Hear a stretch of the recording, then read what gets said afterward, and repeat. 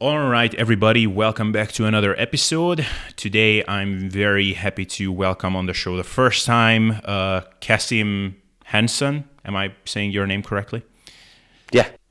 Okay, awesome. I was going to ask is there some special origin to your name? Like, I couldn't decide, is this like Turkish or Scandinavian, or how does this name sound exactly?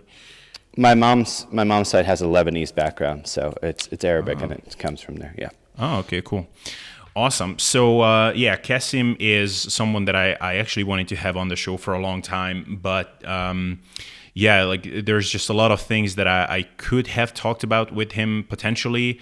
And also, I'm just not, I guess, deeply knowledgeable enough in his field of expertise. So I just didn't want to make myself look like a fool by getting him on and then asking me potentially silly questions. And today that might end up happening anyway, but we have some important stuff to discuss, so I think it will be educational for everybody. So with that, Kasim, thank you so much for being on. Yeah, thank you for having me. I've actually been looking forward to from getting on. I think you do a wonderful job with your interviews. Oh, thanks a lot. Yeah, that means a lot coming from you. Yeah, so you're definitely one of the people that I follow in the field of biomechanics. Not that many people that I was impressed by, and then there was Doug Brignole, who I'm just had on recently, and you will share your thoughts about his methods. You were the other one. Your stuff were sometimes kind of over my head, so maybe that's why I felt compelled to have Doug on first, because his way of outlining things was just a lot easier for me to understand, which of course doesn't necessarily mean that it's more correct, but yeah, so just kind of in a big picture kind of way, when I don't know if you listened to my podcast specifically. I mean, I know you at least listened into it, but what were your initial thoughts when you heard my podcast with him, and when you just like came across with his content in general? Yeah, so we've gotten a lot of questions, in terms of, biomechanics, looking at Doug's content and whether or not we agree with it or whatnot. And I would say, like many people on many topics, on a principle level, there will be things that we agree on, but then sometimes on the application, that's where things diverge. So, on the principle level of trying to be more efficient with your exercise selection, like that fits right in line with what we do. But what I would say where we probably disagree with is how Doug is evaluating those exercises. So in terms of the way he's calculating some of the forces in the physics, and as well as a different understanding of anatomy and mechanics. So while at a principle level we might be both kind of pursuing the same goal, I think with our different education backgrounds and practices, we've come to some, we'll say, different conclusions about that, as well as kind of a different perspective of just kind of where this sits in the hierarchy of what's important or how important some of these things are, because it's very easy with, when somebody starts to learn the physics aspect of, wow, I can put numbers to this, and so categorically I think they mentally like rank it higher in terms of its importance, and it's like, well, this is part of the equation of what we want to do to get a proper stimulus, or what makes a good exercise, or what is going to get me a good result. But if we rank things artificially high, it can kind of change our perspective and actually make us make some poorer decisions, or overcomplicate things, if you will. Yeah, so we are going to get to a couple of the specific claims that Doug makes, and some of his points, but I guess in a general sense, so how much would you agree with the principle and the concept that if we look at most people in the gym that have built good physiques, so I guess most bodybuilders, most just regular gym goers that are serious about this, that they are, if not wasting their time, they are just making their progress so much more inefficient, because they're picking movements that are just, yeah, not efficiently loading the muscle, so they have to make up for that with a lot more intensity, weight, and also volume. So, I mean, I'm guessing that that's what your field is all about, like basically picking efficient exercises. But if we look at sort of the average person who at least knows what they're doing, so they're progressively overloading, they're training pretty hard, and picking movements that are kind of the most traditional bodybuilding exercises like pull downs, bench presses, and whatever, like how far off do you think that is from what would be, I guess, like optimal from a muscle stimulation perspective? I mean, the majority of the industry can definitely stand to improve their education and be more efficient, but I think an important perspective is to understand that when we're looking at exercise selection, just like when we're looking at volume and effort or whatever, is there basically is a threshold of good enough. And once you get to that point and then you combine it with all of the other things, you can get a pretty good result. And the difference between good enough and optimal is not near as much as the difference between something that's really crappy and good enough. So I think a lot of the industry, a lot of people are doing exercises that are good enough, which is why if you combine them with, halfway decent programming and effort and consistency and actually, doing a few things that focus on your recovery across the board, those people might actually get better results than somebody that is so hyper-focused on choosing the best exercise that they don't put enough effort into it, because either they're so focused on their technique or whatever it may be, or they just simply don't learn enough about managing the other variables, that it's like being perfect in one variable of this equation, but having a zero at another portion of the variation completely wipes that out. So the thing I try and push on people is like, by all means, pursue optimal, but don't pursue optimal in one variable at the neglect of other variables, because you get essentially like a multiply by zero effect, right? So like the difference between, if we say that good enough is here and optimal is here, like the difference between going from good enough to the next thing is probably a bigger jump than going from the second most optimal to the most optimal. We're talking like fractions of a percentage difference once we get to exercises that are just that good. Now it becomes more important to look at, are we getting effective reps? Are we managing volume appropriately, right? All of those other decisions become a bigger part of the equation as we get closer to optimal in exercise selection.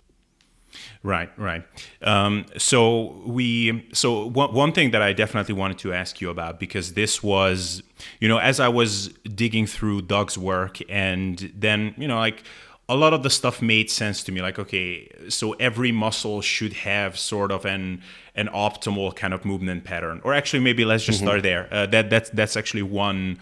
I was under the impression before I dug through his work, no pun intended, dug through Doug's work, that every muscle at least has like two, main functions, or at least two major, I guess, like movement patterns that would be good for those. His point many often is that no, it's actually like one single movement that is optimal for that muscle, and then just let's pick an exercise which is going to carry out that movement pattern the best. So like, what do you think about that? Yeah, so this is a great example of where we agree in principle and disagree in application. So the idea that there is an optimal movement for a muscle, like that is something that we actually research in-house. Like I think we're pioneering this field, but it's a lot more. We have a lot more options than like say one thing for biceps, right? And so the research that we do looks at finding what a muscle's actual fully lengthened position is, what a muscle's fully shortened position is, and then there is this path of motion that moves between those points, right? And I think, Doug uses the terms anatomical motion, which makes sense as a term and makes sense as a principle, but he's not looking at it through near the nuance and the level of depth in terms of anatomy and mechanics that we are. So I would say, yes, there is an optimal path of motion for the pecs, but it's a different path of motion for the clavicular pec and the sternal pec and the costal pec, and the same thing for the different divisions of the lats. Like, and this plays true in terms of what we're able to see in our lab, as well as what a lot of people in the applied research have done. Like, for instance, if you want to take this concept and see, like, well, how detailed it can be, is we even had a study out, I think it was early last year, early 2020, that Chris Barakat and I reviewed, where people are able to hypertrophy the different divisions of the calves, right? Which, the gastroc, just crosses the ankle joint, right? And it doesn't look like it's a muscle that would pull in a huge difference in terms of directions, but they were actually able to separate which head of the gastroc got more hypertrophy, right? And then they were also able to get like a lesser degree in the individuals, but like to get some. So basically, to quick sum the results, they use different foot positions, which loads different parts of the foot. So it's not actually the rotation of the leg; it's where the load is pressing through the foot. And the group that did the outside of the foot, they loaded the lateral portion of the gastroc, and the group that loaded the medial side of the foot by having the toes out grew more of the medial, and the ones that went straight forward didn't grow as much in an individual division, but they grew more in the non-working division. So they got a more balanced growth, but to a lesser degree. So we know that, like, man, even a motion as simple as a calf press, right, or a calf raise, that we have the ability to manipulate the stimulus there, right? And then we're able to replicate that with the research that we do using EMG and MOXIE data, which is looking at blood oxygen in the muscle as well. So I would say I agree that there is an optimal path of motion. Like if we wanted to train a muscle, that's what it would be. It would be its actual lengthened position to its actual shortened position, which is not just, insertion to origin, but that's accounting for all of the structures in between the insertion and the origin and the joint as well, right, when we're designing these motions.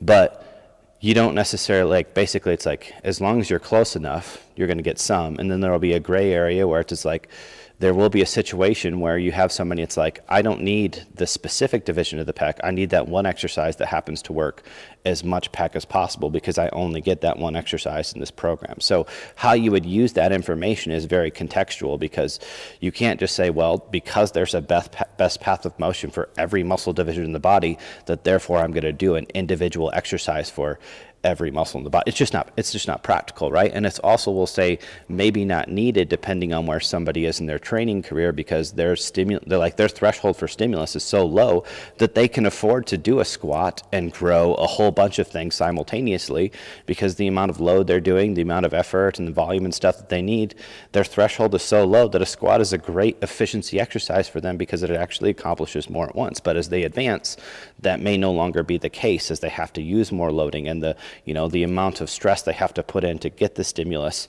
becomes higher. Then they need to start separating those things out. Yeah.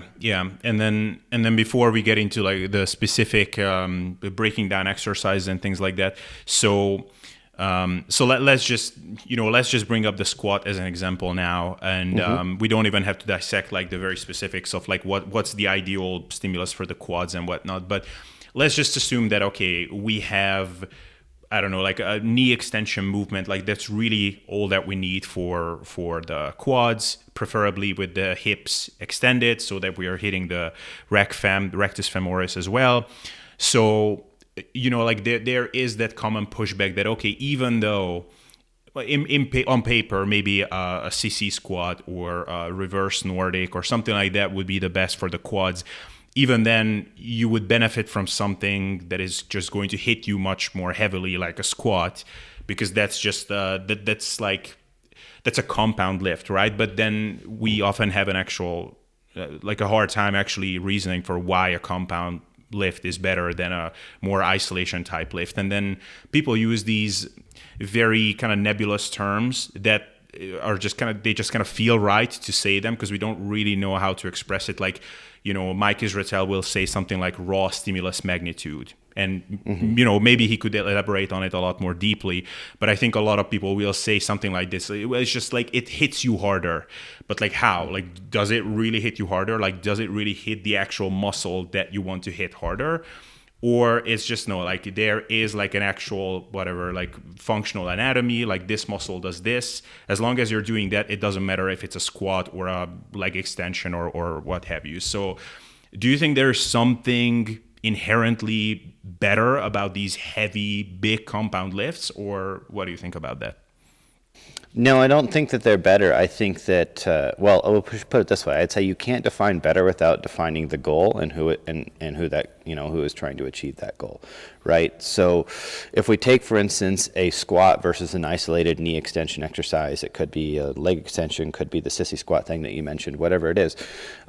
Really, if we're talking about, and we'll just say, when we talk about stimulus, let's say we're referencing a stimulus for hypertrophy, which really the most, we can talk about mechanical tension as being the main driver there, right? And so my goal is to get a mechanical stimulus or mechanical tension stimulus in the target tissue that I'm going for. And that means that I have to be getting to quote unquote like effective reps in that tissue, which means that the muscle that I'm targeting has to be the thing that is actually going to create failure in the exercise. Because if something else creates failure first, then I can't get to those effective reps. Therefore, I'm not going to be able to get the amount of stimulus in that target tissue. So if somebody naturally has a very, I'm falling forward squat, they can't get their knees far forward because of either their structures or ankle mobility or whatever, then there's a chance that something is going to fail before their quads, right? There's a chance that it's going to be their low back or it's going to be their glutes or whatnot. So that's a person that may need to move in the direction of trying to figure out, well, how can I make the quads a larger part of the equation of what this is, right? So if they go to something that's like a leg extension, obviously that eliminates everything else from being challenged, right? It's just knee extension. So that's the farthest extreme that we could look at. It's literally just isolating that one joint motion. But there's a continuum that exists between the leg extension and somebody that has like a hip dominant squat to being able to say, well, okay, I could go on wedges and put my knees forward. I could, do a hack squat. I could do a hack squat with my knees, elevated. I could do a leg press with my feet really low. There's all of these things that, as long as whatever exercise you're doing is enough for that individual to make their quads the limiter, they can get the maximal stimulus in their quads. Like they can get to the effective reps. They can take their quads to whatever degree of failure they want in that exercise. And then there's other things to consider with that, which are things like stability, loadability, right? So if you take an exercise like the sissy squat, for example, and it's going to have a lot more stability challenges than a hack squat, right? It's going to have a lot less loadability. It doesn't afford you the opportunity to adjust that resistance profile like you could with a hack squat by applying some accommodating resistance and stuff like that. So even though a sissy squat may be, well, this takes out the load on the back, and it takes out the glutes, it adds in the limiters of stability and load and limiting and a limited resistance profile. So would I say like, well, that's just the go-to exercise because it's more biased? I would say, well, no, we only need to be as biased or as isolated as that suits the goal. So for instance, we don't need to have zero load on the spine. We just need to have not so much load that there's not a safety issue and it's not what fatigues, right? Same thing for hip extension, right? Like the goal, if I'm doing a quad exercise, it doesn't have to be zero glutes for it to be a good quad exercise. It just has to be quad biased enough that the quads are the limiter. And then there may be instances where I can find an exercise that would be good for quads and would be good for glutes and not overload my back. And that would be actually efficiency in terms of what I'm trying to accomplish for that individual, right? Maybe I don't have as much time. Maybe I don't have as many exercises.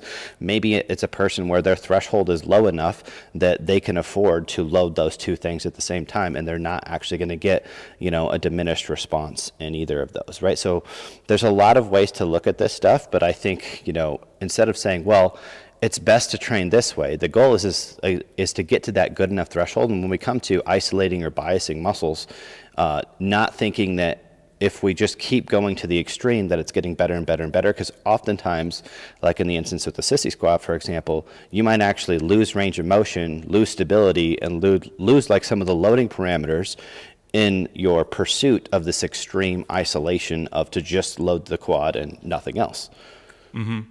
And would you say that in many cases, it's just a matter of logistics, like what equipment we have available? So like if hypothetically we had some amazing device which was able to mimic that sissy squat motion perfectly while giving us really good stability and all of those things and loadability, so we could be really nicely incrementally progressive, then on paper that would be the best thing, or still then there could be some benefits of having a more, I guess, like compoundy lift that still involves some glutes and some other stuff.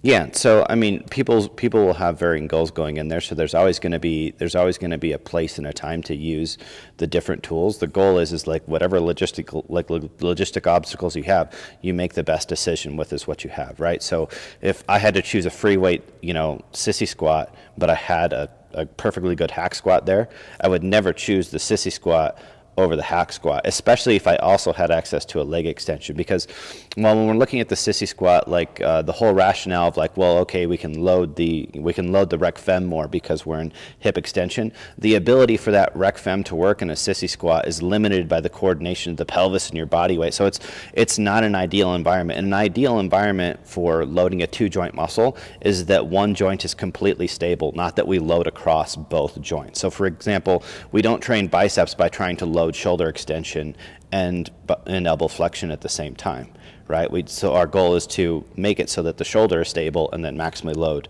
the elbow flexion component, right? And the same thing for the quad. So in an exercise like a leg extension, you'd be better off doing a lying leg extension than, say, a sissy squat to train the rec fem, because we would be in a position where the rec fem is not necessarily, trying to move the hip so much as it is just acting as a stabilizer at one joint and a mover at another joint, right? And that's how, with 2-joint muscles, we tend to bias them the most, is we basically position the joint where their forces are as close to neutral at the joint that we're not going to move and not going to load, so that then they can produce as much force at the joint that is going to move and we do want to load, right? And I know this is like, this is one of my biggest things with like looking at, Doug's view of anatomy and anatomical motion, is a lot of times he'll say, well, okay, we move origin to insertion, but like an exercise like the biceps, triceps, or whatever, a lot, quads, hams, they cross 2 joints. So you have to account for what's happening force-wise at both of those joints when you choose how you would actually position the body and do that exercise. Does that make sense? Yeah, absolutely. So then, okay, let's actually look at some examples. So we can go into our little Bible that we compiled here. So I see behind you on the board, like you have I think that's a squatting person there. So maybe we can actually start there. So can we just look into like that's one of the most controversial things that Doug will say, that the squat is just fine. Like it's going to involve the quads. Like you can build nice big quads doing the squat, but in terms of efficiency, like that would be a 6 out of 10 efficiency because of how we can look up the specific quotes, but because how your shin, how your tibia is angled versus something like a sissy squat where it would be so much more efficient. So can we look into why that reasoning is not correct in your opinion? Yeah, so, all right, so, I'll step back here. Hopefully you guys can still see me here, and let's see if I can make this like nice, big, and full screen for you guys, right? Oh, nice. So first thing, the first thing I want to say is with these examples is that it's just important to be accurate so that we know when we're talking about magnitude of stimulus that we're not misrepresenting something by saying, hey, this is 3 times better, when really it's only maybe like 20% better. And then when you add in the other things, that's where like, well, if it only moves 20% changing this variable, but this other variable then would move the opposite direction, that's going to be important. Because when we look at like a squat or a hack squat or a pendulum squat or any sort of single leg exercises, our foot is in contact with the ground. And that gives our lower limb the ability to stabilize the knee. Like a gastroc is a very potent stabilizer of the knee. When we do something like a leg extension, or we do something like, a sissy squat, where essentially we're not able to really plantar flex, that is actually part of the equation, right? That's where that starts affecting the loadability of the exercise, right? Same thing for pelvic stability, right? So if we do a sissy squat, there's a lot more coordination to do. Pelvic stability becomes a factor. So in order for us to move in the direction of something that would be, say, less optimal from an orthopedic standpoint or less optimal from a stability standpoint, it better be really, really good at something else to balance that out. So when we look at the analysis of Doug doing the squat here, and this is just a picture I pulled from his YouTube video so that I wouldn't use any of his paid content, but he's using the shin angle here as a way of calculating the load, and that's not the way that we would calculate force and loading on these joints. The way that we would calculate force and loading on these joints is we would look at the moment arm for the knee, right, which would basically be, since gravity is straight down, the moment arm for the knee would be the distance from the knee horizontally to the guy's center of mass, right? And that's how we calculate the torque requirement of the knee. It's very simple. It's actually simpler than the thing Doug's trying to do by saying like, well, if the tibia is 30 degrees, then that means that it's a third of the way, and therefore that he's saying that's like, okay, that's a third as long as what the tibia would be if it was laying horizontal. And that's, I don't know how anybody that understands mechanics or would be educated in this would either use that equation or think that that's going to be appropriately, because arcs don't move they don't move in a linear fashion. So for instance, at the top of a circle, which is actually kind of what I'm going to just demonstrate here, right? At the top of the circle, so when a tibia would be straight up and it starts going forward, it actually is moving more horizontally than it is going up and down. Like the knee goes really far forward, but once the knee gets past 45 degrees, it starts moving vertical. So actually, the majority of your increase in moment arm occurs in the top portion of the motion, and then trying to get that tibia further and further flat, you actually don't increase the loading on the quads much more. Like your increase in loading diminishes the greater the angle, if that makes sense. So the way that we would actually calculate this is very different. So if we actually took 30 degrees, because it moves horizontal more, that means it's actually getting closer to 50% of the length of the tibia in terms of how far forward it would go, which means that the assessment of saying that like you would need 3 times as much load is at least off by an order of magnitude of about 50%, right? So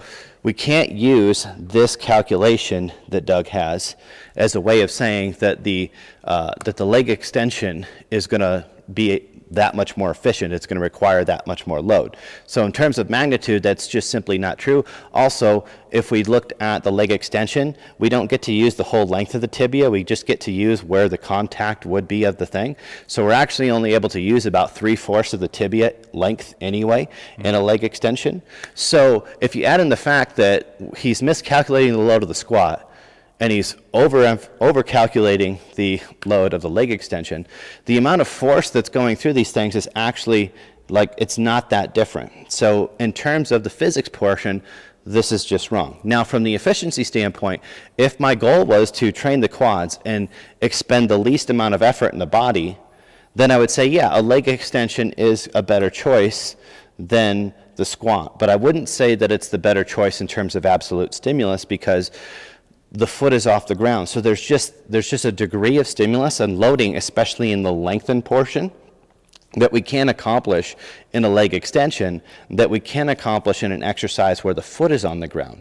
And so a better way of looking at, if I had to choose, the best hypertrophy-based exercises, it would be something where the foot is on the ground, but I could still get that knee forward and bias the quads more than the hips and the back. So I would look at strategies of if we heel elevated this guy's squat so his knees went further forward, the load would shift more to the quads, less on the hip, and he would be more upright.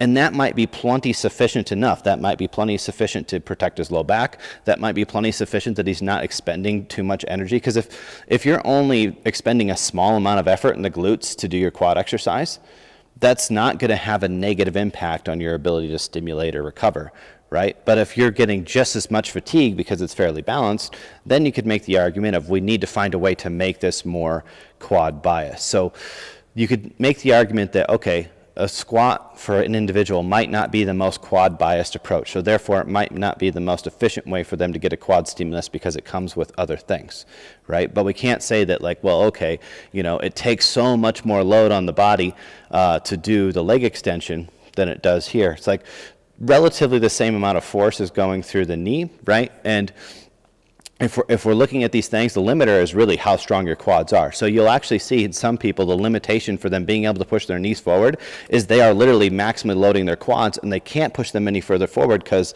they don't have the strength to handle that increase in leverage, right? Mm-hmm. So I think, while, like I said, in principle, we can agree here and say, a leg extension is a more efficient way to train the quads in isolation than a squat, right?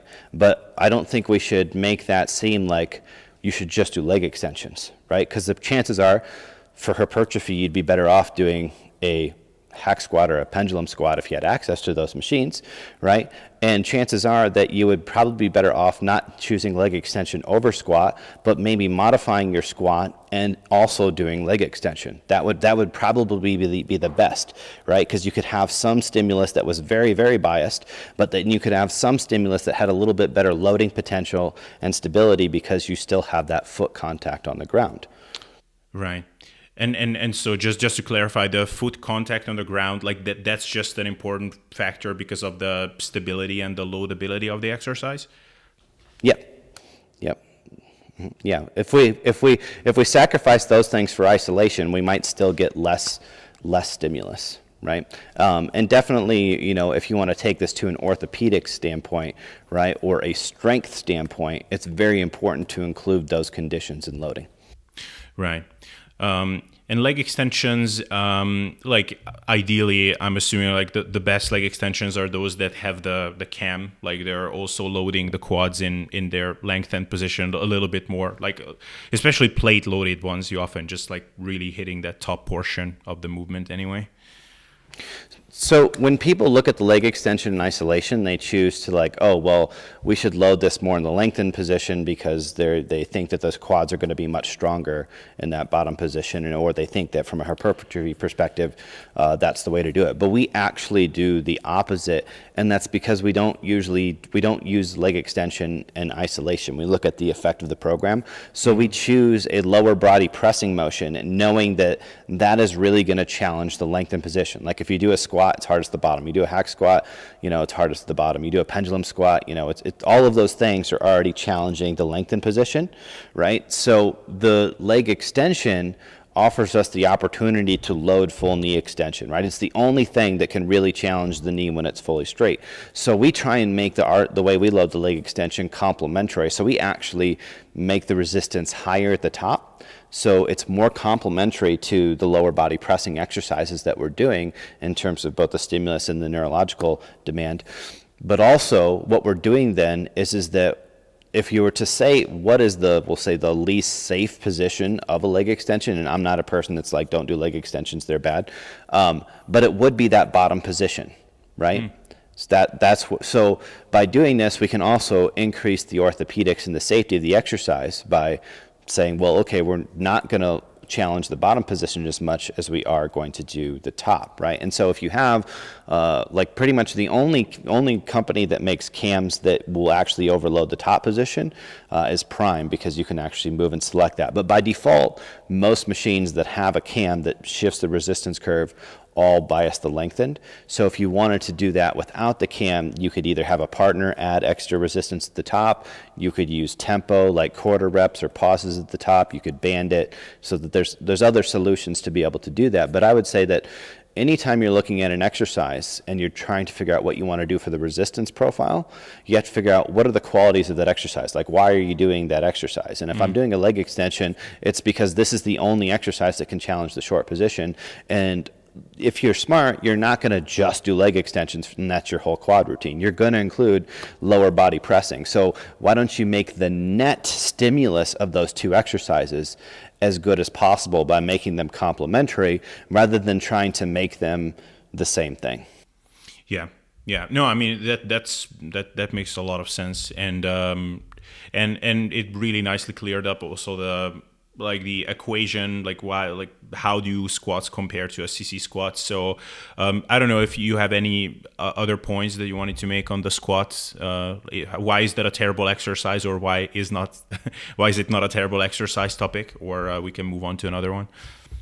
Yeah, I mean, I would close that with look, a squat is just is going to be different for every individual, and all you have to do is you just have to figure out, can I make a squat good enough for my goal? So if my goal is for quads, do I have the ability to raise my heels enough or whatever so that my quads are going to be the thing that goes to failure, right? And if I have a better option that, like a hack squat or a pendulum squat or something like that, if I have a safety, but anything that can make that job easier but still apply good loading and good stability, that's a step in the right direction. But you don't have to be like, oh, well, because a quad has a bar on my back and it, there's some load on my spine that therefore makes it bad for my back, right? Like, for instance, spinal compression is really not bad. It's actually one of the most positive things that we can do for disc health, is to do exercises that compress the spine, right? And nobody ever injures their back from spinal compression. They do it if they're mismanaging flexion extension, and oftentimes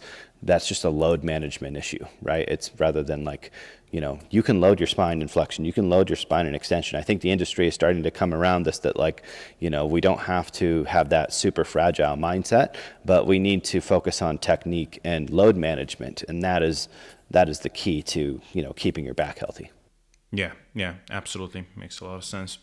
Cool. Then should we go to triceps next, or lats and triceps are the ones I'm the most curious about. So whichever comes first in your slideshow. Yeah. Okay. So, so this is another one that I just pulled, right? And it's in terms of the math, and this is my pet peeve, right? Is that if you're gonna say that something is based on physics and say that it's an absolute truth because physics said so, then you should at least do the math correctly for the physics. So, in this example where Doug says, well, because the forearm is 10 degrees off center or whatever, right? So it's 80 degrees, which is 11%, the way between 0 and 90. He's like, okay, therefore only 11% of the load, right, is, challenging. So it's his way of trying to figure out like what percentage of the moment arm would we be loading, right? But that's not how you would calculate that. You would actually calculate that distance horizontally. So if we just put up the same illustration here, right, and we look at 10 degrees, and I say, well, okay, if I'm 11% is this red line here, but if we actually moved that forearm, it's actually double that, right? So in the dip, the amount of the efficiency of the load in terms of loading on the tricep is actually double what Doug's example gives, right? So very similar to what we were talked about with the squat, so it's like when we're looking at how big of a difference are these things, right? So this is just recapping the squat, because I don't know if I pointed these out, but the red arrow or the red line here, like in terms of this distance in the moment arm, that's what Doug is claiming based off of his math, that it's only 30%, but the reality of how long that moment arm has gotten when the tibia is at that length, right, is close to 50% more, right? And I would say 50% more, or almost double in the case of the tricep, like that's a pretty significant difference, right? To say something actually loads only half as much as it does, or 50% less than it really does. So when we look at an exercise like the dips, is that a isolated tricep exercise? No. But is it as poor of loading the triceps as Doug says? Also no, right? And so I just think like when we're looking at these and we're making decisions, it's important to be accurate with that, because when we look at the triceps, you got 3 heads of the triceps. 2 of them are impacted by the shoulder position, and 1 is not. And so when we look at pressing motions, where basically the shoulder is coming through some flexion, adduction, whatever the exercise happens to be, right? Those tend to be antagonistic motions at the shoulder for the triceps, which means a pressing motion is a great way to bias the medial head of the triceps, because if it's the only guy that can contribute to elbow extension without being in any way negatively influenced by the shoulder motion, that muscle is going to be biased the most, right? And then the other 2 heads of the triceps will be biased the most when we position the shoulder in a way that they have more of a neutral force at the shoulder, and then therefore they can be, the main drivers of elbow extension. So in Doug's thing, he's like, well, all the triceps just cross the olecranon process of the elbow, and therefore they have to all be simultaneously doing elbow extension. It's like, well, yes, they all do the elbow extension component the same, right? But they do that by connecting to another point, which influences the shoulder joint or doesn't, depending on which tricep we're doing. So the long head of the tricep, if that is engaging, it has to be exhibiting the force at the shoulder at the same time as the elbow, right? If the lateral head of the tricep, right, the lateral head of the tricep goes into what we call the intramuscular septum of the arm, right? And it basically makes it almost kind of like merge with part of the posterior deltoid complex. So it kind of, like, this is where there's levels to anatomy knowledge, right? If you just learn anatomy, it's like, oh, it inserts at this point and this point, rather than learning like, well, this insertion point is actually this long, broad thing, and this origin actually shares a common, piece of connective tissue with this other thing, so that these 2 muscles actually have a synergistic pull on each other. That then ends up having a big difference in terms of how we would choose to position the shoulder for the elbow extension exercise. And then what we can see when we measure the EMG and we measure the Moxie is like, okay, the nervous system is actually following that logic of which thing would be the most efficient tool at that point, meaning that it would have the least impact on the shoulder so that it could dedicate all of its tension forces to the elbow extension.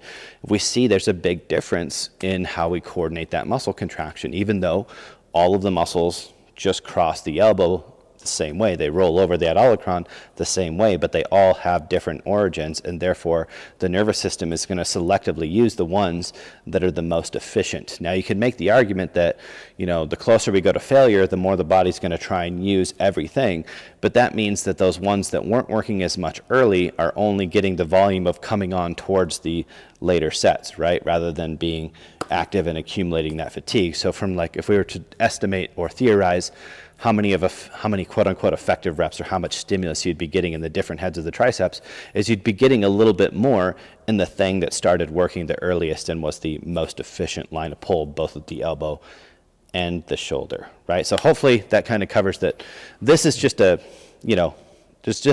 just bad math, but also the principle of saying, there's only one way to train the tricep is, we'll say, somewhat flawed. So doing something, whether it be a dip, whether it be a press in front of you or something like we have an exercise that's kind of similar to the JM press that we use, and we have a cable that comes over the shoulder press that we use.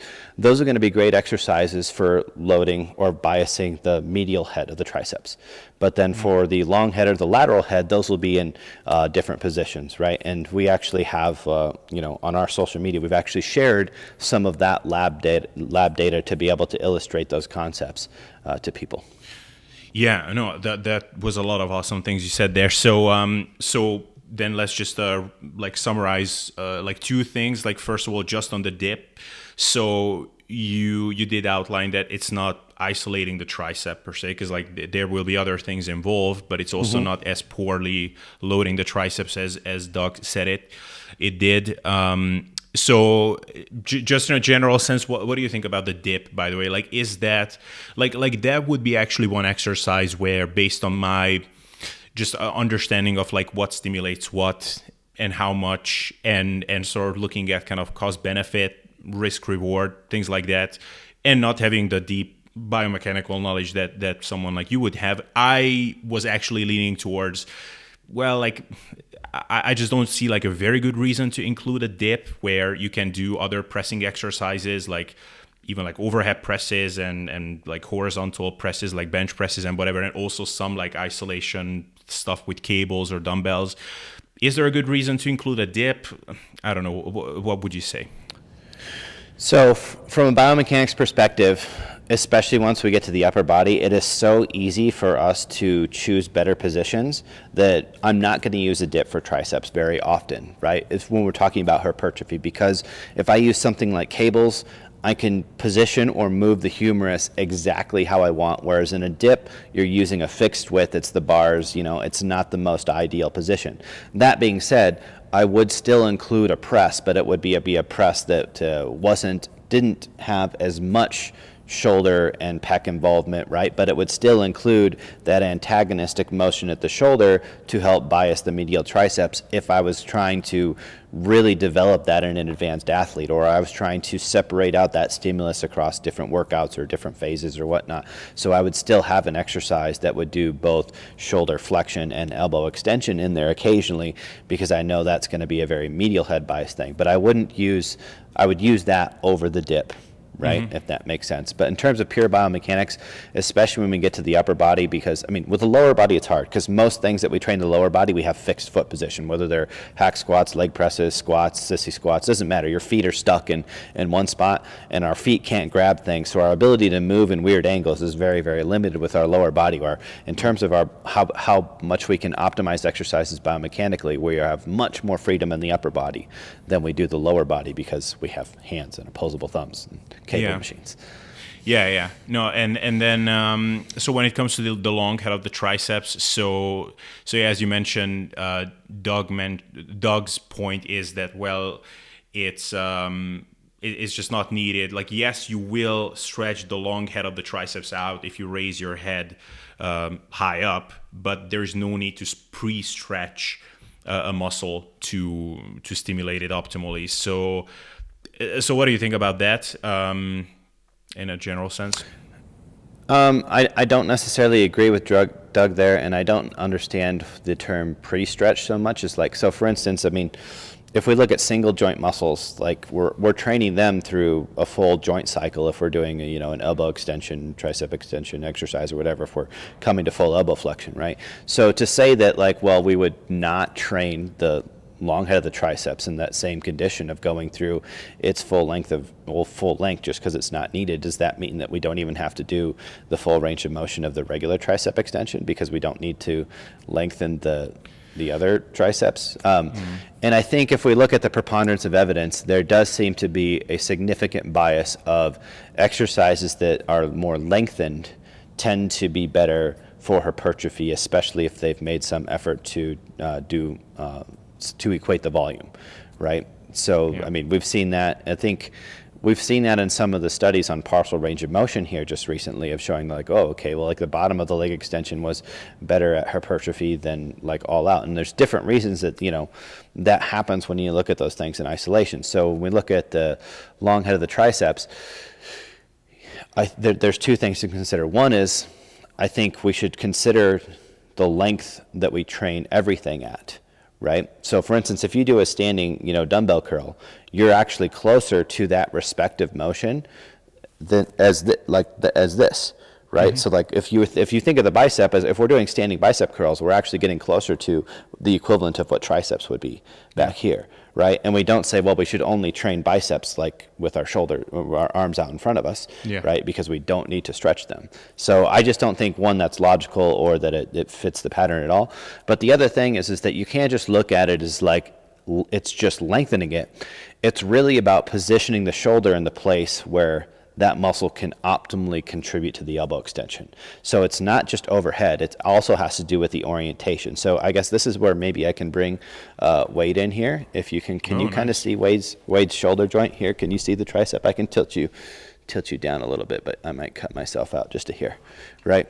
So we got the long head of the tricep here. And so the point that I was trying to get across, and I'm sorry for you guys that are just listening to the audio, but jump on YouTube because you'll love this, is for this muscle to contribute maximally to the elbow extension, you want the shoulder to be in a position where this muscle is going to have the least effect on the shoulder, meaning that you want to get it orientated so it would basically just be pulling the shoulder joint together, but it wouldn't be trying to extend it or adduct it or anything like that. So, and that can happen down here if we're in slight external rotation. So if I turn this way, hopefully you guys can see that kind of brings this into a straight line, whereas if I come over here, this, like the long head of the tricep here, would actually want to have a bit of a rotational force on the shoulder, right? So it's about having this in the appropriate plane. So basically I can bias the long head, and this will show up on the EMG, it'll show up on all of our tests, if I have the humerus positioned in the scapular plane. And that can be in a degree of extension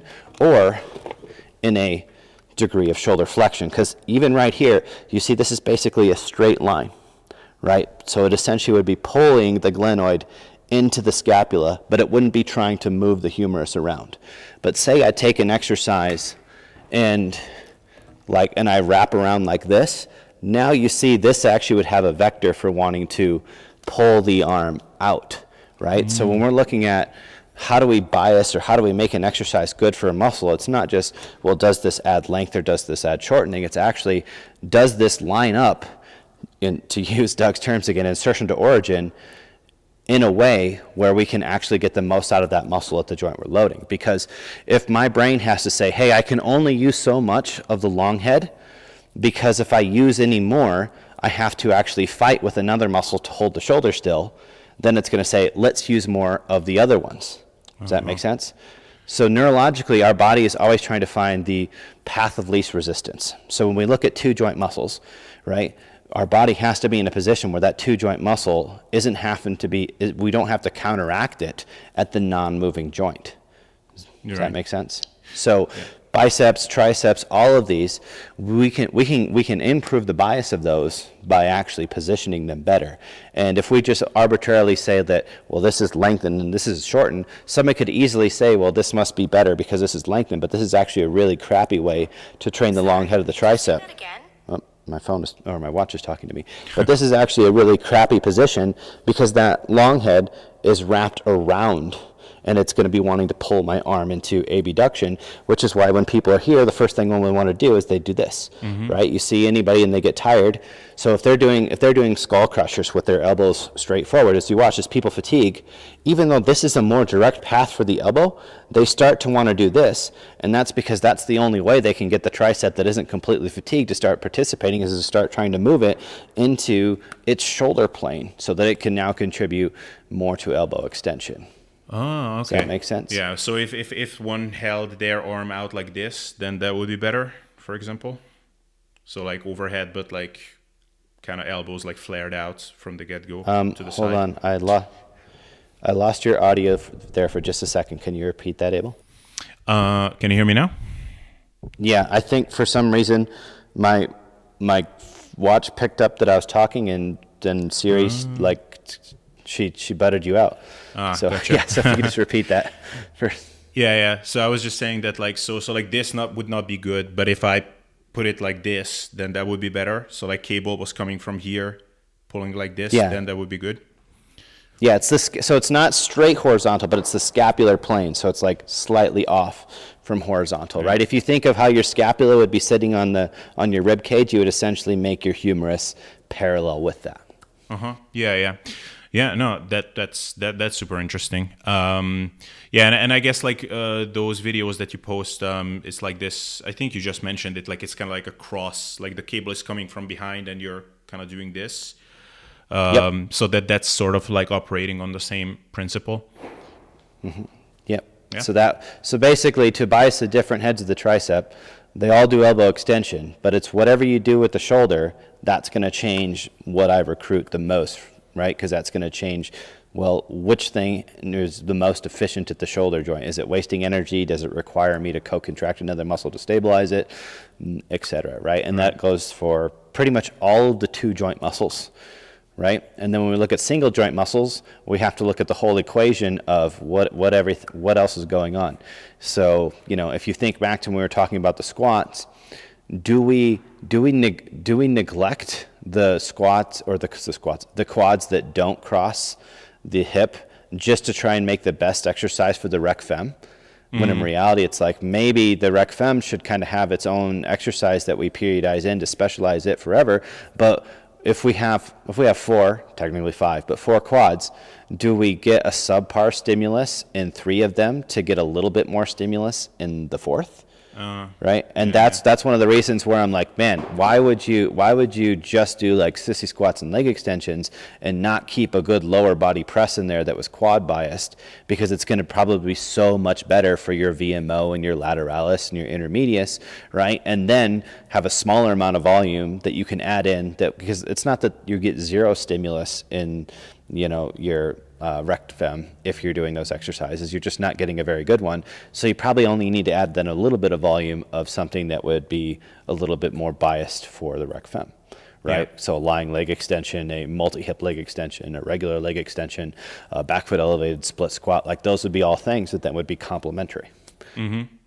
Yeah, makes a lot of sense. By the way, are you good with time or just? Yeah, we're good. Awesome. Yeah, I mean, I'm a fan of the Joe Rogan, like, man, talk it out, get it all out there. Then a day later, maybe like, man, I wish we would have said this or gone in that level of detail. Yeah, no, that's awesome. Yeah. I agree completely. So can we talk about the latissimus, like my personal favorite body part as of late, and Doug definitely. I mean, so like you and Doug, like the two people who like said the most things about it, that were like kind of like going against a lot of the things that I was thinking about it before. So like I'm really wondering how your views contrast. I mean, I know it's sort of because I see your exercises that you tend to do on your Instagram page, but yeah, like I don't know if this is something that you have any kind of slides on, but I can sort of really quickly run down, if not, what Doug says about it in general. I'll let you give Doug's side, and then I'll respond. How about that? Okay, so yeah, I will try to not paraphrase him too much, but basically his thing is that the optimal resistance profile for the lats, or ideal motion, is sort of like arms up, like 30, like up at around 30 degrees. Anything higher than that, and that's not really going to accomplish anything except for jamming up the shoulder, and like sort of diagonal.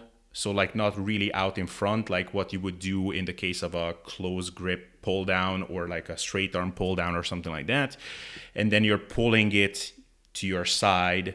And then you kind of want to like lean into it a little bit, because otherwise like you would get too much external rotation, and that would also just cause shoulder discomfort and would not be ideal for the lats. And otherwise, like chin-ups, lat pull-downs are fine, but like maybe like a 7 out of 10 in terms of efficiency. And then something like a row is just flat-out suboptimal. So because like short range of motion, just not the ideal movement in general. So if I butchered this a lot, I will just cut in myself, like saying it a bit more accurately. But that's basically the actual practical side of it. Yep. Okay, so first I would say is that when we're looking at lats, we have 3 divisions of the lats, right? Just like we have 3 divisions of the pecs. We potentially may have more that we just don't have the ability to test for, right? But they're very functionally different, especially as they get to their shorter position. So when we're looking at, the lats, we can't. It would be erroneous to say there's one exercise that is going to be optimal for all 3 of these muscles, that especially as the arm comes close to their body, are pulling at such different directions. Like they literally get to the point where they're kind of pulling against each other as the arm comes in closer to the body, because it's got one thing that's pulling up, the iliac fibers, and then the thoracic fibers actually have a small upward vector to them, right, as you start to come into that position. So to think that there's one exercise that is going to just be like, okay, that's just good enough, that you could maybe make that case for a beginner, right? Because they're like, as long as their lats are working at some portion of that range of motion, that's going to be to the threshold that they need, right? But for somebody that is, for a trained individual, you have to start incorporating other things, right? And if we look at the research, like there isn't research that outside of our lab that looks at the way we do lats, or the way that Doug's pulling exercise. But there is plenty of research looking at like handle width and grip orientation and stuff like that, and pretty much everything shows that as you bring the arms in closer towards the body and you're doing more of a sagittal motion, that tends to be better for lats. And as we start to go wider, like a wider elbowed row or a wider handle pull down, all shows more upper back hypertrophy, or if it's an EMG study, they show larger amplitudes in those positions. And basically, Doug's pull-in is basically a single arm version of a wide grip pull down, if you will, but just with the arm slightly more forward, right? And what we do for lats is we bring the arm way across the body. And the reason for that is that muscles pull, insertion to origin, but between insertion and origin is a joint and also structures. And so joints basically, they restrict and constrain movement, and they actually will change the orientation. So like if we look at fiber direction in one position, we move the arm, fiber position changes. Like the direction of pull is dependent on how the arm is positioned, because that joint is in there moving the humerus on an axis. So it's not like there's no position where the insertion and origin come together in a straight line and they just move linearly. Everything in the body moves in an arc. And then we have structures that basically form pulleys, which allows the muscles to basically change direction. So the actual function of a muscle in terms of its direction of pull is not necessarily what you would see on like a in a coloring book and you're looking at the pictures of the muscle fibers, right? The actual direction of pull is wherever its last contact is with a body structure, because that's like a pulley, right? So that's like saying, well, if I move a pulley up or down and I'm pulling the cable, that changes the direction of the cable, right? If I move my lats around the rib cage, that changes the way the lats are pulling when they're off of the rib cage. So basically, all the fibers close to the origin sit either on the rib cage or they connect down to the iliac. But as my arm starts to come up or forward, the actual contact point of those becomes more lateral or lower on the rib cage. So if I bring Wade in here again for, an example, because he's a bit of an attention whore, I tell you, like he just hogs the spotlight, right? So, and bring that down. So, and shrink my background here. So, we have here in purple, we have some iliac fibers, some lumbar fibers, and some thoracic fibers. So, you can already see that this guy, like these fibers, they really wrap around, right? So they're coming around the rib cage, whereas these guys come along more of the side. So if I were to bring the arm up and out into like a Doug position, right? But it would be externally rotated here, right? As you see, it's like, okay, these guys are pulling down. These guys would kind of be having a slight abduction type force or whatnot, right? And his motion is coming in like this. So is it loading some of these guys? Absolutely. It's not latless, but this position actually lines up even better with things like the teres major and these fibers of the posterior delt. And when we actually measure all of these things simultaneously, that's exactly what we see, is that because these guys are like, if I can pull you from the side, they're kind of being pulled away from the rib cage. That means that their relationship now, right, in terms of the line of pull, is pretty much here, right? But if I come around here and start to use that rib cage, what it does is it gives them actually a better ability to do the flexion component. So not only if I'm going from here to here, am I lengthening the lats, right? So I'm getting more of a stretch, but I'm actually improving their mechanics in terms of shoulder extension. And that becomes even greater as we bring the arm across this way. So I'm like, in terms of function, right, the function of these fibers is between this point and then basically their last point of contact here, right? So these guys, this guy is a tremendously good puller in terms of extending the shoulder here, right? Mm-hmm. Whereas this guy, as I bring it across, is a very good abductor and puller, right? And this guy here, right, this is my thoracic lat here. This guy here ends up being a very, very good abductor in this position and then becomes a strong extensor in this. So all of these guys, their role kind of changes with the rib cage, right? So we can get more range of motion out of them while using the rib cage, and we can also get better mechanics in terms of their function. So if I was going to do an iliac pull down, right, something like this, or a pull around, I would want an exercise that got me up here.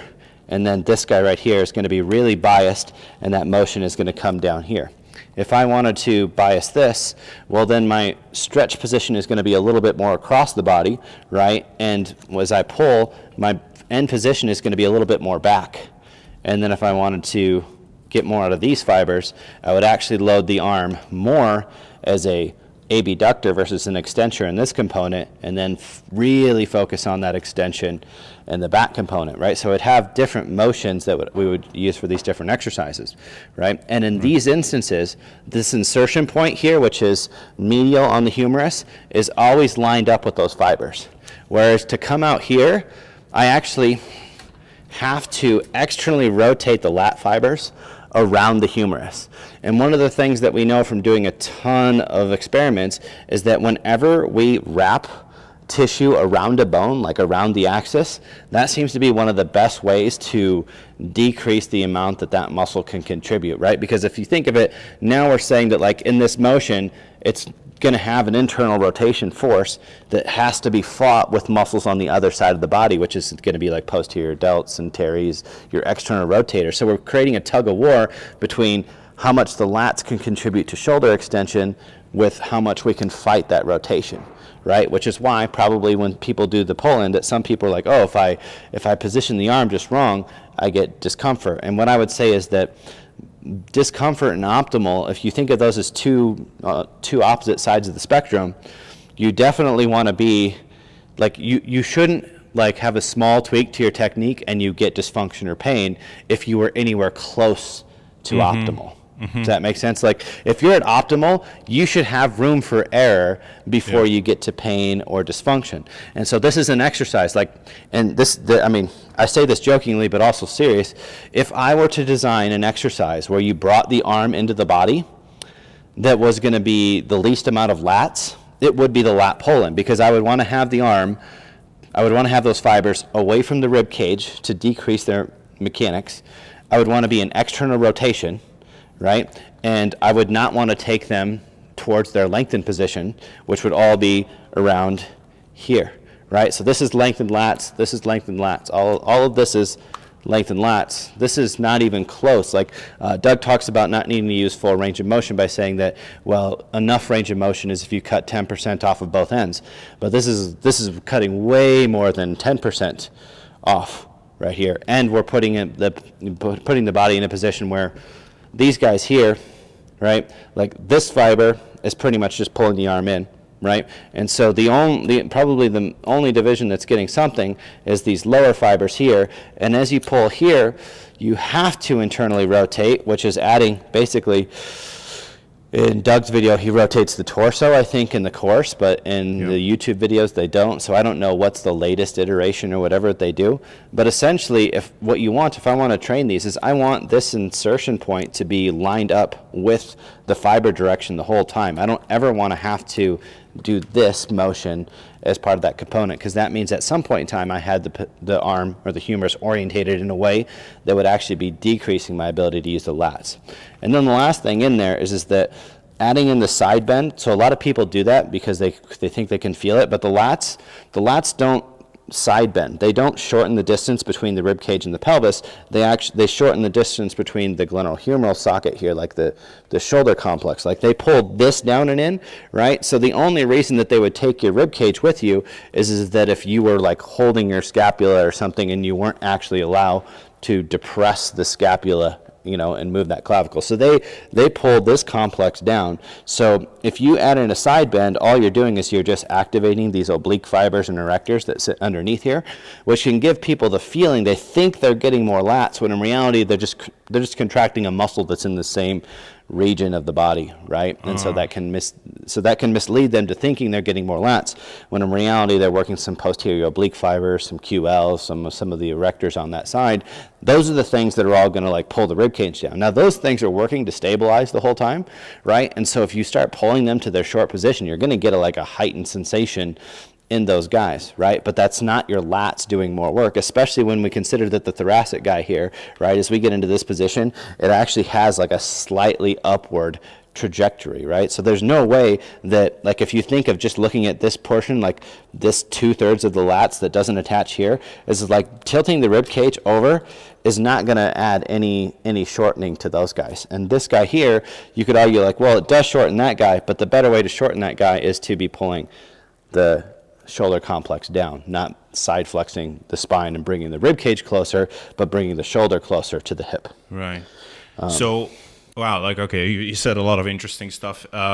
So, like, if I'm understanding sort of like the practical application of this, like the most of the ideal lat exercise, and that's sort of what I tend to see if I look at your exercises that you post about, like most of it will be moving in this kind of frontal, like sagittal plane, not so like you won't be doing a lot of, so like when you're doing like wider grip pull down, like that's for upper back, really.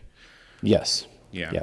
And not just our data, but pretty much every piece of data there is in the research, supports that stuff out here is more upper back. Stuff in here, whether it be a row or a pull down, is more lats. And then with what we've done with our research is saying you can actually make it even more lats if instead of just coming straight in the sagittal plane, that you actually start coming across the body in the front.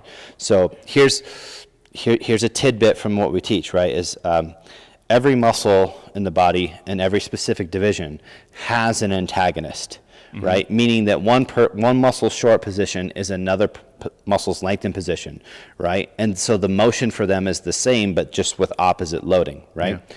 And so to lengthen your lats is to shorten your pecs. And vice versa. And that can help people understand, like, okay, this arm coming across the body, and it's like, all right, well, it's these lower fibers here, the iliac fibers on the lat, are actually, their antagonist is the clavicular division of the pec. So to lengthen that portion of the lat, I actually bring the arm up towards, like I bring that pec insertion towards the clavicle, and that is that stretch. Right? The sternal division is with the lumbar. So if I'm thinking of that, it's like, well, actually, okay, if I was thinking of really stretching those sternal fibers, you will feel that actually stretches the respective fibers of the lats, right? And vice versa. So when we're looking at chest motions and lat motions, like basically our torso muscles, unironically use the torso. Right? They use the rib cage for their function. Like we are sagittally dominant thing. We evolved from, quadrupeds that moved in a sagittal plane to bipedal things that moved in a sagittal plane. We're very good at this. There are literally actually no muscles that pull the arms or the legs straight out into a frontal plane. There's zero. Like everything has some sort of slight forward to back path. So to think that the biggest, strongest, muscles of our torso that move our humerus would not move in a sagittal plane, it would not utilize the rib cage, is to me just, that's kind of ridiculous. Yeah. Well, okay. So like, just to make sure that I'm understanding it correctly, and also the listeners. So like, if we are looking at like some of the traditional exercise, like pulls that people do, like let's look at like a chin up, like shoulder grip or narrow grip, chin up, whatever, supinated or neutral grip. So like that would be then, in your estimation, like a mediocre movement for the lumbar and iliac lat fibers, and then not doing that much for the thoracic lats. And correct. That would be correct. Okay. And then if you look at, so I sent you the video, but like we don't need to pull it up, but like it's the lat prayer. You may have seen it from other people though. So like it basically like you go forward, but really like it's basically a straight arm pull down type motion. Like, and so that would be like iliac lats and lumbar, but not like it would be better if it went like across your body more so, and like pulling it back like this. So there's one complication when it comes to pullover motions, is with pullover motions, they tend to work the shoulder in just a pivot, right, of just isolated extension. And the lats, they extend the humerus, but they also translate the humerus a ton, right? Meaning that my whole shoulder girdle is being pulled back to shorten these guys, right? Whether that's down more for iliac or back more for thoracic, but like my whole shoulder joint is going forward. And to stretch them, I'm actually having to protract and like bring that shoulder complex across. So with a pullover, where we're kind of isolating the extension and we're eliminating the translation of the humerus, those tend not to be as good a lat movements, even though they can be high sensation movements. So anytime that the joint position becomes harder to manage, we actually experience a heightened sensation because we're having to coordinate that movement more. And so in the case of the pullover, we actually see that even though it's moving an extension in a good plane, because it's missing one of the key elements of the motion, that those still end up actually being more upper back bias than a pull down or a row motion where the shoulder complex actually translates around the ribs as well. Does that make sense? So something like a lat prayer is not latless. I would say that motion is, we'll say it's like, even though it's in that plane, it's about as bad of a lat biased exercise as you could do and still be in that plane of motion, because it's missing one of the key components of lat motion and pec motion, like that whole translation of the humerus, right? So for instance, you wouldn't train your pecs by doing the opposite motion, right? You wouldn't do a pull up in front exercise to train the chest. You would do because you'd want to press it. So same thing. Okay. So, does it work with decline presses as well? So like, okay, this is how I would decline press, then something like this for the lats could work as well. So think of what we just talked about lats, and let's look at what that would mean for pecs, right? So if the lats use the rib cage The pecs also use the rib cage, right? And so by bringing the arm into this like abducted, this horizontal position, I'm essentially taking these fibers away from the rib cage, and I'm actually decreasing their potential to push forward, right? But down here, when they're around the rib cage, like these guys, my pecs are lined up more facing that way when they get to use the rib cage versus out here, they're more facing this way, right? So if you were doing a decline press, it would actually look more like a dip motion if we were doing that properly than it would a barbell press, right? So, and that's one of the biggest issues I think with a lot of the, with the research on pecs is they'll compare 3 exercises and they're all in abduction. So they're kind of comparing 3 bad movements to each other and then trying to tell us something good about pec function. Right? So basically for pecs, you're going to have an arm path that's close to the body, just like you will for the lats. So basically like doing the motion, like doing a cable press down like this, that would be a really poor way of loading these pecs. You would want it to be like this, right? So if we bring Wade back in here and you see these pec fibers here, right? So as these guys come around, like this guy is pointed straight there, so it's really good at handling load.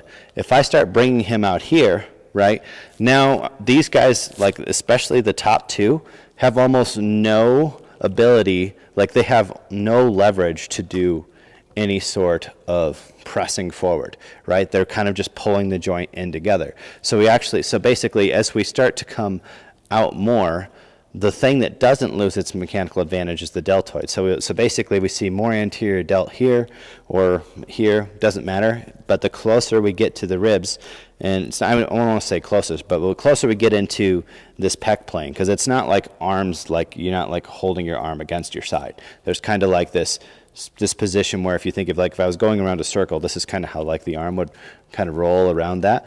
But in these position, these guys have a moment for flexing the shoulder. These guys do. Like all of these guys are good. If I start pulling up here, well, this is now more of an adductor, and these guys have a very poor ability to flex the humerus. So it's like we're basically making all of them worse at any job that we would want to do for the pec. So, but if you're just looking at it at 2D, like you're looking at a flat picture and you look at this way, you're like, oh, look, this fiber goes that way and that's the way the arm goes in. Yeah. Right? But that's the problem of looking at it in 2D, because then when you look at it this way, it's like, oh no, that really sucks for pushing that way. Versus here, it's like, wow, that's really good for pushing that way. Yeah. Does that make sense? Yeah. So no, it does. So the pec motions and the lat motions are going to be like, they're going to be still, they would all end in, right? And they would, so basically what we use is what we call press and pull arounds now. So it's like the position where your arms are close to your sides is more sagittal. And then as you get in the front of the body, it becomes more adduction or abduction, depending on whether it's a press or a pull. Yeah. No, it's super interesting. I need to open up my mind to these concepts a little bit more, because it's certainly more complex than the way I was going about it so far. So do we still have time to talk about the controversy of incline pressing or not incline pressing for the upper pecs? Because like that's sure. Besides the sissy squats and the dips, I think that was causing the most controversy. Yeah. So let's look at the rationale for. So Doug says that, in order for the arm to be pulled above the shoulder line, that you would have to have muscle fibers that like attach to your face or something like that. Or your chin or whatever it is, right? So this again, there's going to be some agree and disagree in here, right? And that the optimal position to shorten the clavicular head of the pecs is not going to be way above the shoulder line. But it's also incorrect biomechanics to say that a muscle can't pull an arm past its origin. Otherwise, we would not be able to lift the arm at all. Like none of the things that attach to the humerus attach to your chin. Like our deltoids attach to the clavicle just like the clavicular pecs. Like they don't attach any higher. But we can lift the arm up because there's a joint in here, right? And that joint exists lower than the origin. So that means as I start to pull up here, basically those fibers go from pulling up to like they're starting to, it'd be like, think of it this way. It's like, imagine that there was a pole laying on the ground and you were standing on one end and you had a rope tied at the far end. If you started pulling that, right, you would be able to pull the pole higher than you, right, because the pivot point would be lower. It would be where your feet are, right? So same thing here. So to say that the clavicular pecs can't do anything when the arm is up is false. But I would also say that the best way to train them is not going to be over that, but it's going to be with this high amount of adduction, right? So that logic or the positioning holds true provided we bring the arm across the body, right? But out here, if we keep the arm out here, if we were doing a barbell press or something like here, then you'll actually see that as the arm comes up here, that the clavicular pecs still participate a little bit, right? That doesn't mean that's an optimal exercise, but like just so that people are clear on the biomechanics perspective, is like that's not a rule. So if we're looking at should we use incline for clavicular pecs, we have to consider is, well, what benefit is there to using the incline versus any other motion? And the benefit is not going to be that your arms go higher. The benefit is going to be that it's better actually in the rest of the range. So if you imagine this guy doing an incline press, right? So we're going in that direction. So if we're thinking we're taking the arm that way, these guys, the costal fibers, right? Once they get here, like that arm is essentially kind of done, right? Do I need to move him up so you can see a little bit better? Oh yeah, maybe a little bit further. There we go. Oh yeah. Yeah, that's right. Perfect. So in terms of my costal pecs, at this point, they would no longer really lift the arm, right? Because they'd be wanting to pull this way, right? At this point, my sternal pecs would just want to pull across, right? But my clavicular pecs, right, they still have an upward vector until I get like all the way to here, right? So loading an incline is going to increase not only how much advantage these fibers have over the other ones, but how much of the range of motion they're being biased in, right? So if I choose, because if I'm correct, Doug's basically says like the only press that you need to do is this downward motion, right? So but that goes here, but basically it's like these guys in that position all would be pulling the humerus up, right? So these guys would be pulling up and really across. These guys, the clavicular pecs, would be pulling more up, less across. So that motion there is very costal pec biased, right? And I'd argue it would still be better with the arm close to the body. But in order to actually load these guys, we would actually want to load a vector that was more opposite of their mechanics, right? So if I wanted to load the costal pecs, I'm going to have something that I have to push from high to low. If I want to load the sternal pecs, I want something that I have to push more horizontal. If I want to load the clavicular pecs, I want something that I have to push more low to high, but that doesn't mean that I have to move the arm up here to like, so basically you could say it's like, well, I could use either a lower incline or I could use an incline but not use the full range of motion, but I would still have better loading for those, right? So I could be in an incline and be like, all right, but I'm just pressing to here. I'm not gonna go all the way up. I'm just gonna stay where the pec is, the most biased. But if I wanted to make it really, really good, what I would do is I would have a motion where as I came through, is I could also bring the arm across, right? So that's where we're getting more of this insertion to origin thing, is we need to have motions that as we go through, we can continue moving in the direction of those muscle fibers as their orientation is changing, right? So here, they're all good shoulder flexors, all of them, right? But one has a little bit more downward pull, one has a little bit more forward pull, one has a little bit more upward pull. So just by changing the resistance here, I could bias this. And then, depending on where that endpoint is that I'm trying to get to the arm, the fibers that are closest to where I'm trying to push the arm to are going to be the ones that are biased, right? So if I'm thinking about pushing down, my brain's going to be like, well, I'm not going to use the guys that pull up. I'm going to use the guys that push down.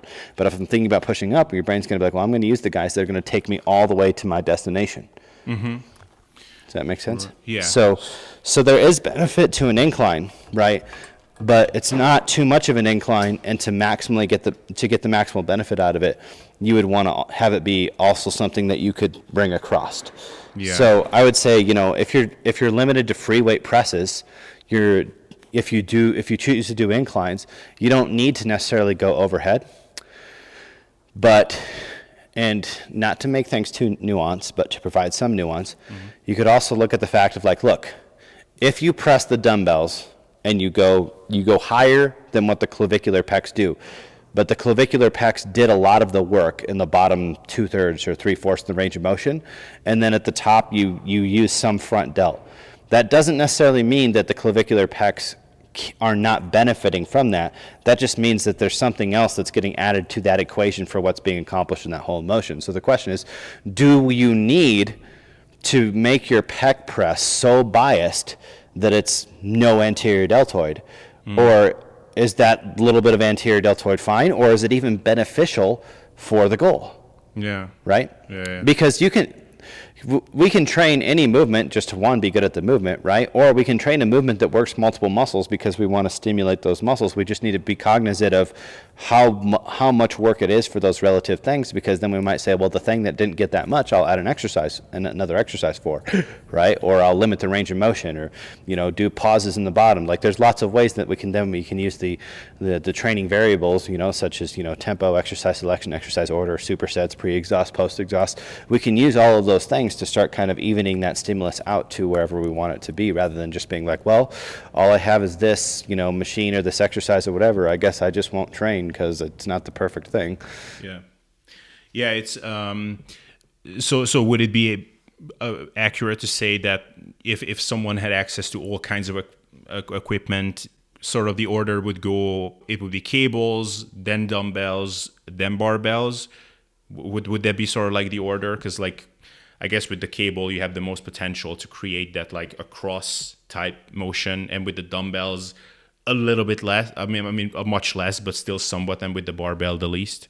Yeah, if we're looking at doing the most biased motions in terms of specific muscle divisions, the cable gives you the most control over that, and it allows you to train more in an arc, right? Meaning that I can literally have something where I can be pushing and then I can be pulling it across my body, and so that's going to be the most superior.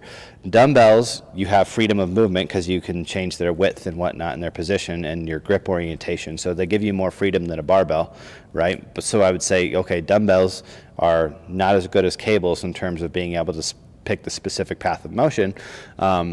Then barbells are the least, but also machines fit in there somewhere, and it depends on the quality of the machine. So a machine, say, that goes from wider to narrower may, if it's a good path, may be better than the dumbbell, right?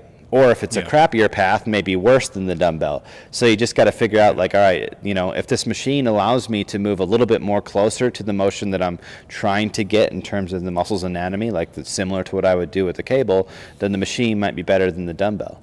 Right? Yeah. But if it's not, then the dumbbell might be better than the machine, and the barbell, of course, because you have a fixed pronated grip or whatever. So you could argue that, like, well, if you had a Swiss bar or something, that would then be better than just the regular plain dumbbell, but not as good as dumbbell. So it all exists on a continuum, right?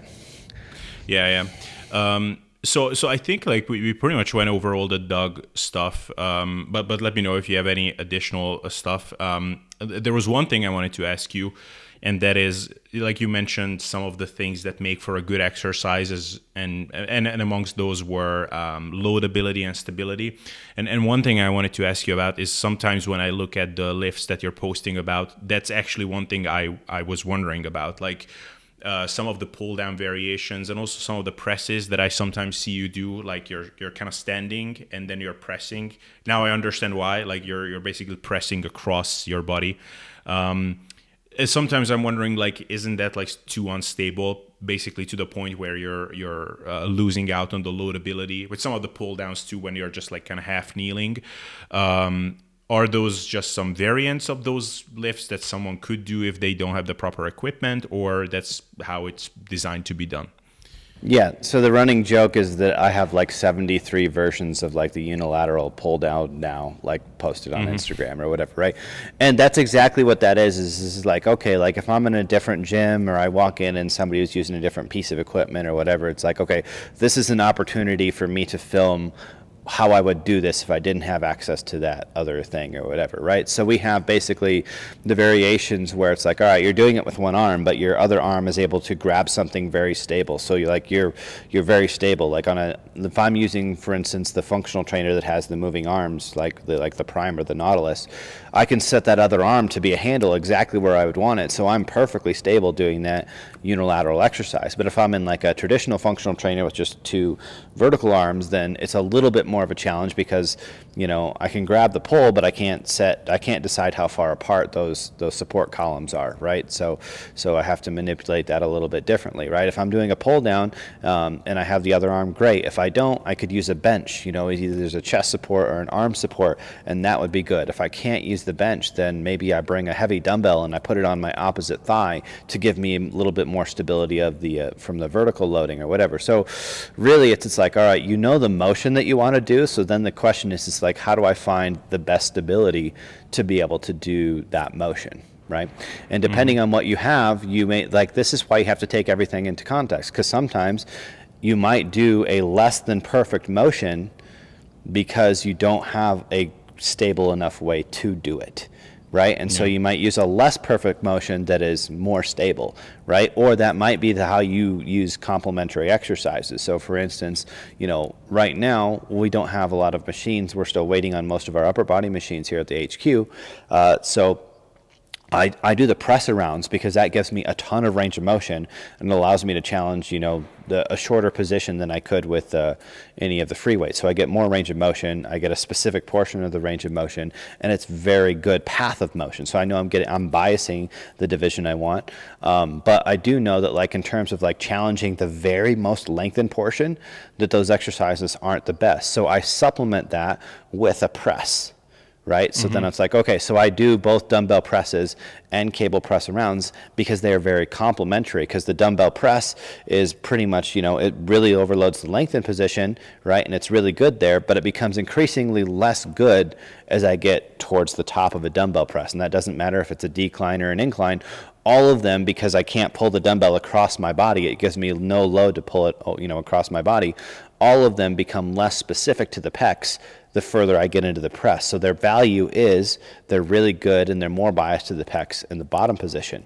And so I make sure I press arounds, I focus really on maximizing the other position, and then I basically have trained that muscle very well through its full range of motion, and then those two things have complemented each other. Same thing for, with back, right? So when we're looking at lats, the pull around exercises are really good at lengthening the lats, but you might, in some of them, for instance, if I'm doing something that's where I'm basically reaching almost in front of my other shoulder to really stretch this, and I got a cable here, as I start to pull, there's no way I can get my arm all the way around here without that cable either, making me fight rotation or actually pulling into the body. So I may have to choose an exercise that I can pull in this way and an exercise that pulls me over this way if I wanted to challenge that muscle through its whole range of motion, right?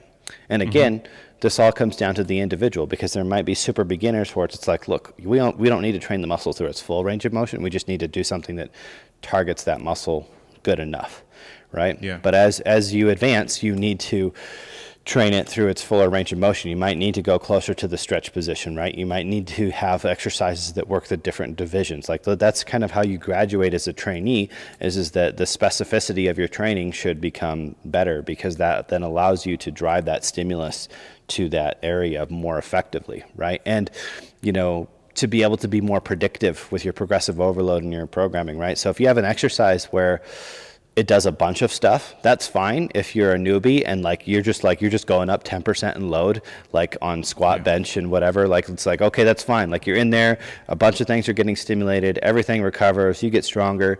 As you start to get advanced, you need to know hey, what is actually being challenged the most in this, so that I know, what other exercise to fit in, what type of progression I should be expecting or whatnot, and to know okay, well, if I'm actually getting stronger here, I know it's sternal pec, so that means, don't add more of this exercise, or do add more volume of that specific exercise, etc. Right? Yeah, absolutely. So we are going to wrap up in very shortly, because I kept you up for a long time, but just for the end, can I, there are a couple of exercises that are kind of known to be kind of controversial. So just like a very brief, like quick fire thing. Like I'm just gonna say the exercise and just like a couple of thoughts on them. Like, do you think they are like useful? For which muscle groups can they be useful? Do you think they should be like ditched by most people that look for like, there are not just brand newbies for whom like anything will work? Does that work?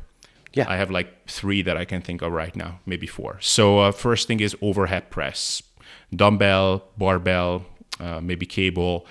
So people do it for shoulder development, like that's their like just a colloquial term. Maybe side delt would be the hope. Some upper traps. Like what do you think about worth including it?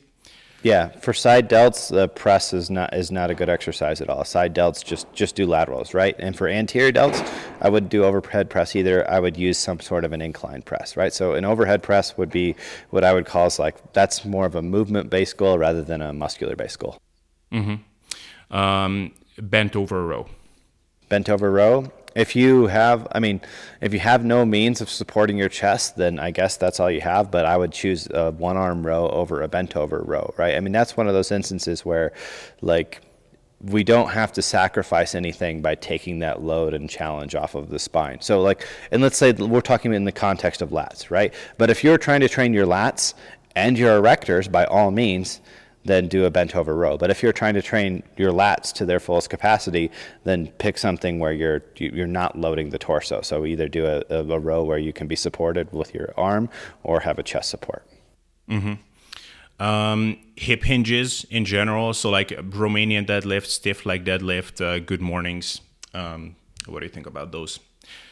I think hip hinges are one of the most beneficial exercises that we can have in programs, but it's also one of the ones that people mess up the most in terms of loading and technique, right? So an exercise like a hip hinge, especially with free weights, because you're moving the weight like far away from your body and there's a tendency to create that momentum or whatnot, like your room for error on technique and loading gets smaller when we're moving something from a far axis. So for instance, the difference between a lateral raise and a bicep curl, a lateral raise, the lever is much longer, right? So your ability to create momentum and the amount of momentum you have to resist on the eccentric is much greater. But the odds of you hurting yourself going too fast, on the way down of a lateral raise is really small.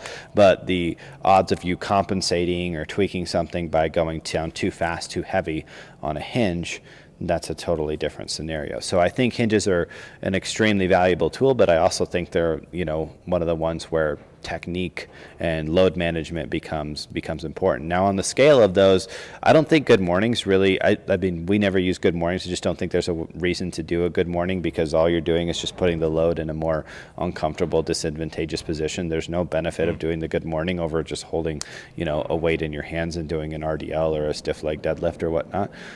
It's just that because that resistance profile is so biased and it's a long arm, that those are exercises where, people need to manage their tempo and their loading, right, if they want to do them productively. And there's also the strength prerequisite of if you've done a whole bunch of lower body exercises and you've been neglecting any spinal loading, then it's very easy to be trying to push to fatigue and your erectors fail first or something like that, and so you try and grit out some more motion, some more reps with some poorer form because your legs have still got some gas in them, but your back is done. So it's one of those things where you have to take into account somebody's strength, and this is where programming comes in. It's like, hey, if somebody has been doing like no spinal loading, but they've been doing tons of leg presses and tons of leg curls and things like that, what's going to be the weak link in their chain? And so they might have to start loading the spine in a we'll say a way that isn't stimulatory to the legs until their erectors and their stability is strong enough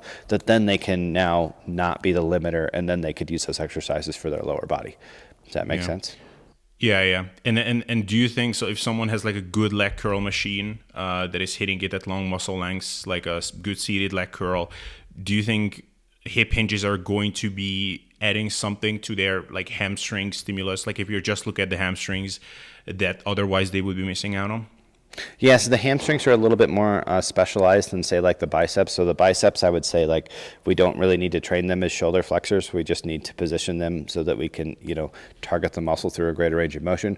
Whereas the hamstrings, we see more separation of function because they have a greater mechanical advantage for hip extension, some of them, than the others. So if you look at, it's like, okay, the let's say the bicep femoris, you have the short head that doesn't cross the hip, right? And so on the lateral side of the hip, it's your dedicated knee flexor, right? And then its larger division goes up, but that division does attach to the posterior side of the pelvis, which means that as you bend over, it becomes mechanically a much better hip extensor than it does a knee flexor, right? And so the same thing with the medial side, you have the semitendinosus, which attaches further down the leg, which means that as you knee flex, it gets better leverage than the membranosus that attaches further up. So it's got a essentially greater mechanical advantage. The tendinosus has a greater mechanical advantage as a knee flexor, but the membranosus has a little bit more shift towards a hip extensor. So when we're looking at that, we would expect to see that, like, well, okay, if I load hip extension,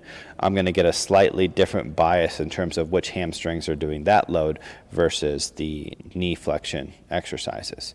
Right. So in that instance, I do think it is important to train both the hip extension and the knee flexion qualities. And then let's not also forget that, muscles like the adductor magnus in the glutes will also benefit from those. Right. Now, if we were to do specific hamstring like hip extension, it would have to be weird hip angles. And that's where our ability to train lower body movements is not the same as upper body movements, because we just don't have the ability to like do hip extension in like weird angles with a lot of stability, because we can't just like grab a cable with our feet and be locked into a machine or a bench and do it, right? So yeah, awesome. Basically those were the three that I wanted to ask. I mean, there are more, but those are like not as interesting. But I think those three in particular are those that like sometimes I see dividing people a little bit more. But yeah, Kassem, this was super, super informative. I felt at times like interviewing someone, at other times I was like taking a lecture for free, which was like a really high quality lecture. So it was incredibly informative. So thank you so much for taking the time to do this and sharing everything. Like, I think it's going to be really well received, and definitely going to re-listen to it a few times myself. So yeah, just really appreciate you doing this. Yeah, thank you for having me. I think our people are gonna love this too, because we've been getting a lot of comments and questions on this topic. Well, and I think it's always better to receive in a conversation like this, rather than just me making a post on other people's stuff. Yeah, definitely. So yeah, just please let people know who might not know where to find you. Where can they find you? Yep. So you can find us on Instagram. So you can find me. It's coach_Kassem, Kassem. And then we also have two other platforms, N1 Education and N1 Training. If you're interested in taking courses from us, that's N1 Education. If you're interested in like seeing programs or seeing our exercise library, that's N1 Training. And we are just now pumping the YouTube thing. So if you want to come over and support us there, we've been putting up like a video every day or every other day. So hopefully we can get this YouTube thing going, and I can be as cool as Abel. It would be sad if you were only as cool if you started making a lot of videos. There's a lot more potential there. But thanks so much once again, Kassem. And keep up the great work.